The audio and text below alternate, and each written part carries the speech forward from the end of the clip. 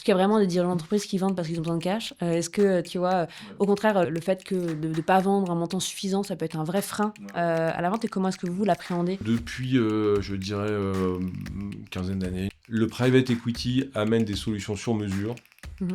qui permettent de se dire, pour un entrepreneur, je fais du patrimoine sans pour autant arrêter. Mmh. À une époque, le schéma, c'était de dire, je vends, point barre, et je passe à autre chose, et je fais mon patrimoine comme ça, et après je gère mon patrimoine. Aujourd'hui, le schéma, par exemple, d'OBO, qui consiste à faire entrer... donc je parle d'OBO avec un fonds en capital, parce qu'il peut aussi y avoir ce qu'on appelle des OBO sponsorless, qui sont que de la dette. Mmh.